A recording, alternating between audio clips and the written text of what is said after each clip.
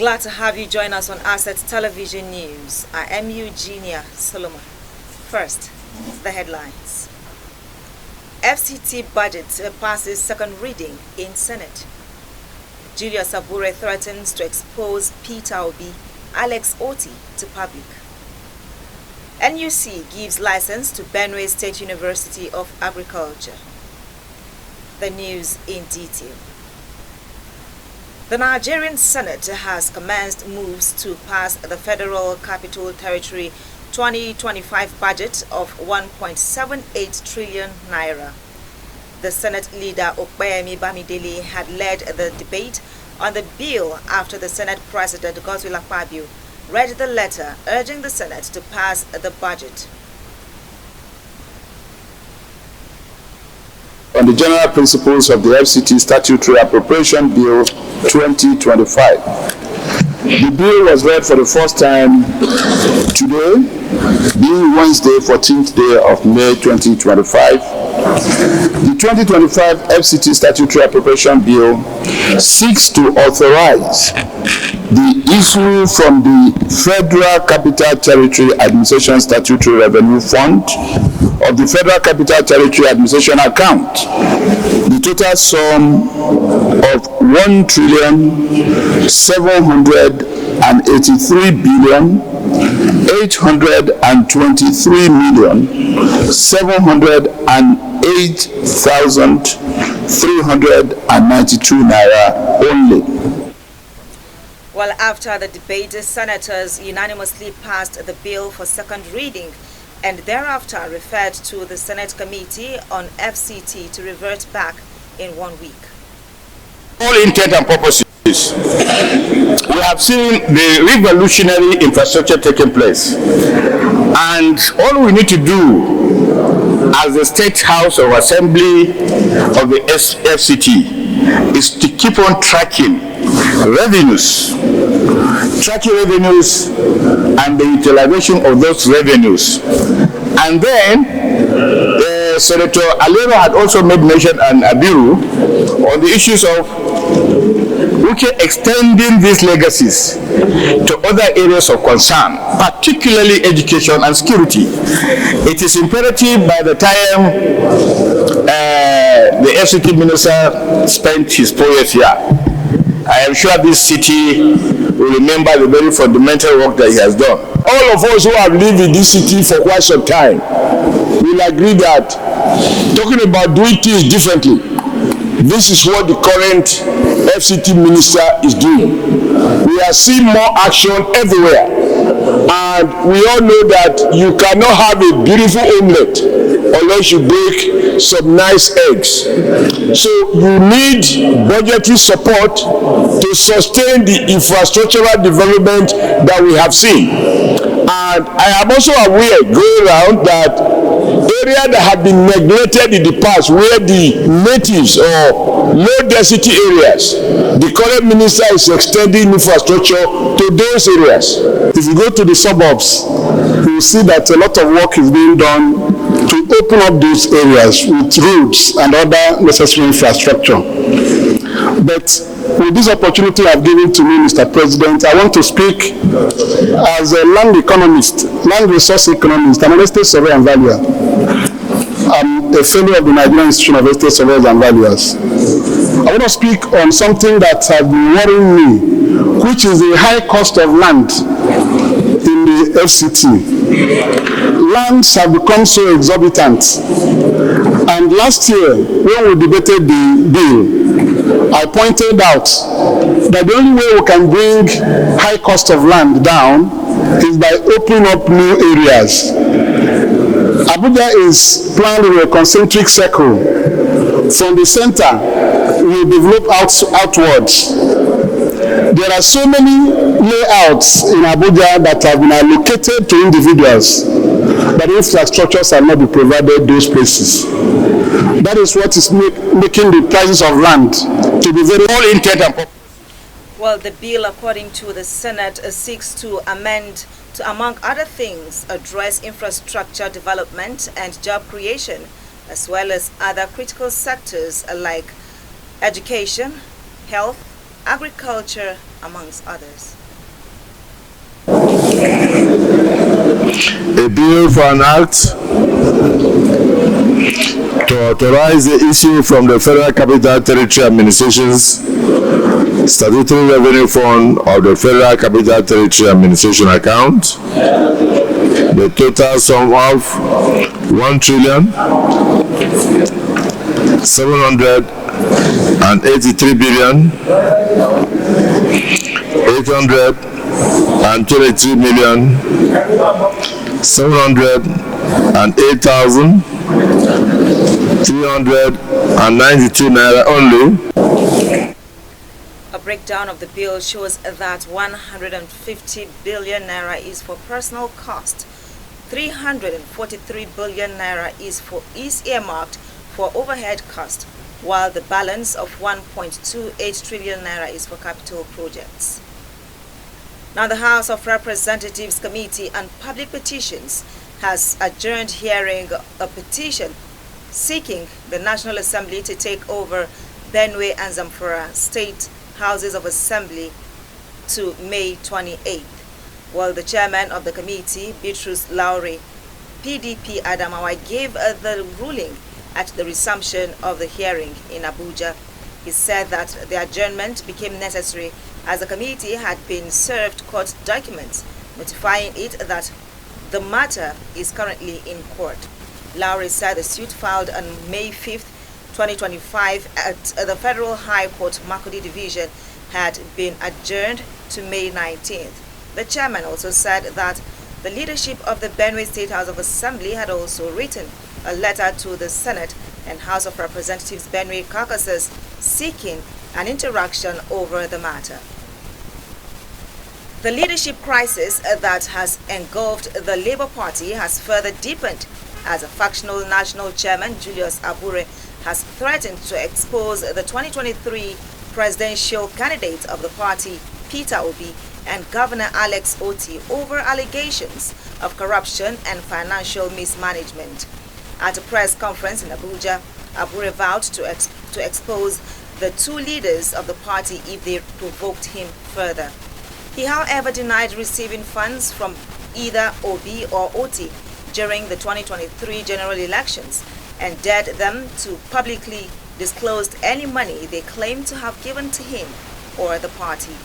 The embattled factional chairman of the Labour Party said that he had maintained silence for the sake of party's unity, adding, however, that he is now ready to go public with damaging revelations if pushed further.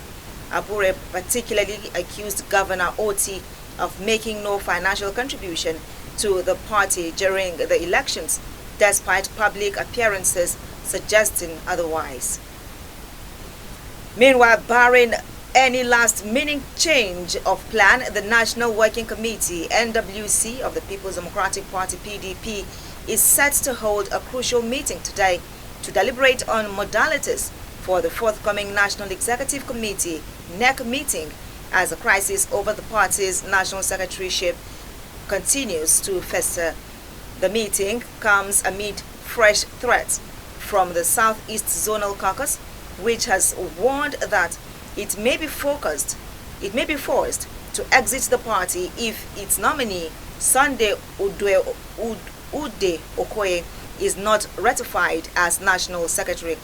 The leadership tussles between Senator Samuel Anyao and Ude Okoye over the national secretary positions remains at the heart of the party's internal strife.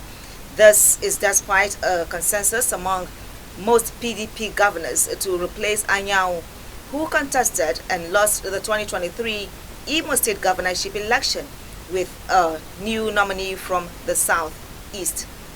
Asset Television News will make a return after the breather. Stay with us.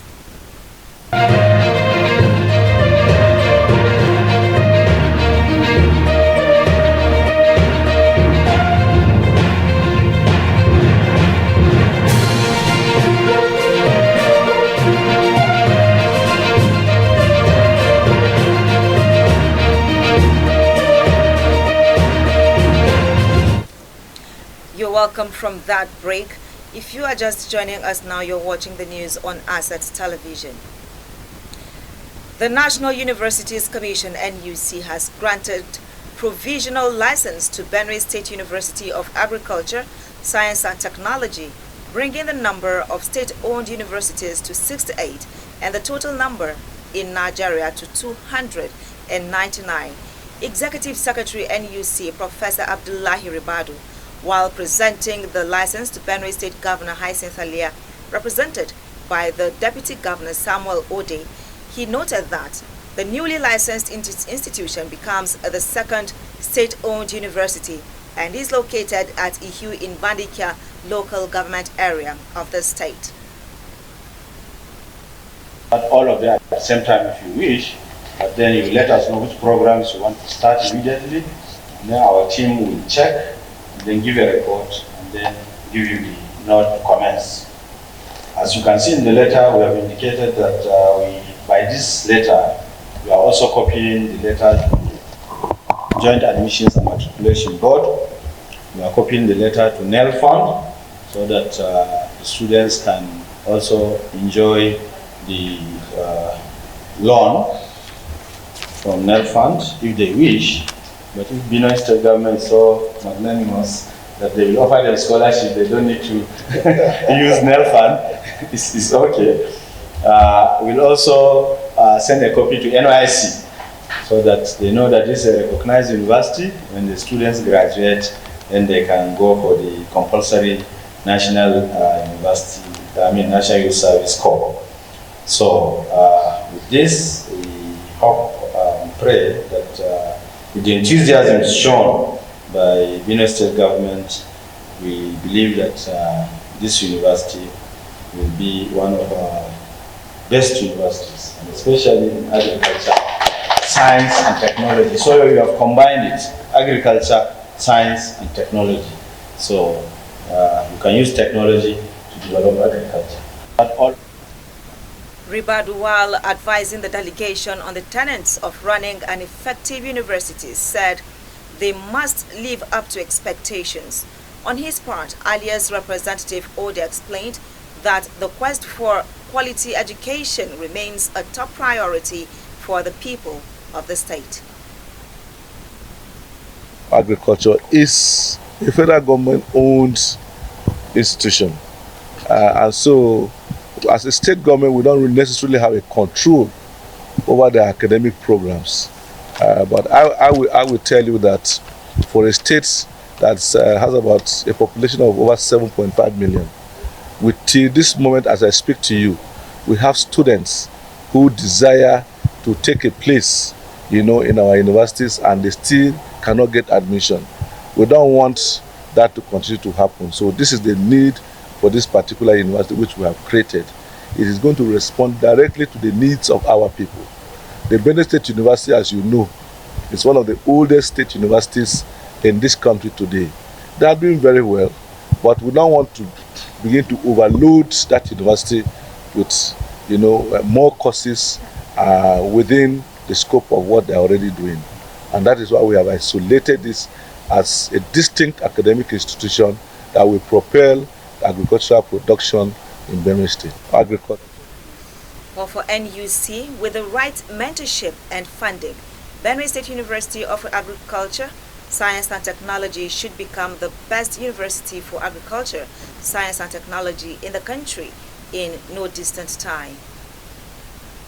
Candidates who have been scheduled to receive the 2025 Unified Tertiary and Matriculation Examination (UTME) will begin getting text messages from today. In total, at least 379,997 candidates in the 5 states of the Southeast and Lagos are expected to participate. This was confirmed by the JAMB Registrar, Professor Ishak Oloyede, during a press briefing in Abuja. Oloyede also took responsibility for what he said was a sabotage of the 2025 UTME. JAMB, I hold myself personally responsible. As Registrar of JAMB, I hold myself personally responsible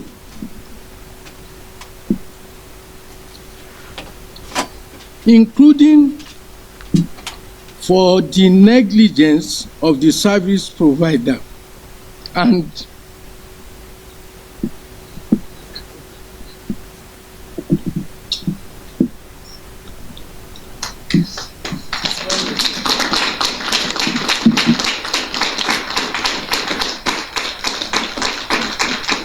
I unreservedly apologize for it.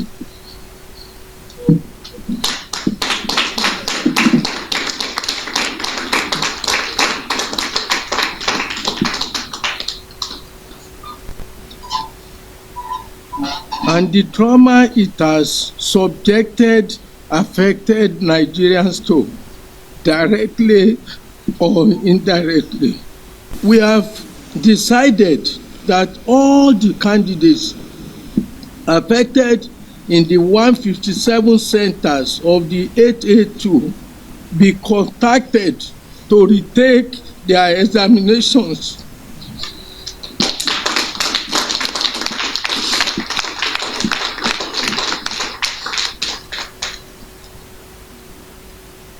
These candidates are to be contacted through text messages addressed to their registered phone number from tomorrow, their email addresses, their profiles, and phone calls by JAMB.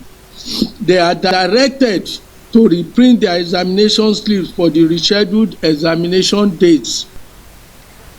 Amid the controversies over the 2025 Unified Tertiary Matriculation Examination (UTME) conducted by the Joint Admissions and Matriculation Board (JAMB), the Registrar Professor Ishaq Oloyede apologized to Nigerians. Thousands of candidates who sat for the 2025 UTME had earlier said that they will file a lawsuit against the examination body following widespread complaints of technical glitches and incomplete questions that allegedly marred the exam. Popular education advocate and Chief Executive Officer of Educare, Alex Onya, had announced on Sunday that legal proceedings would commence at the Federal High Court against JAMB.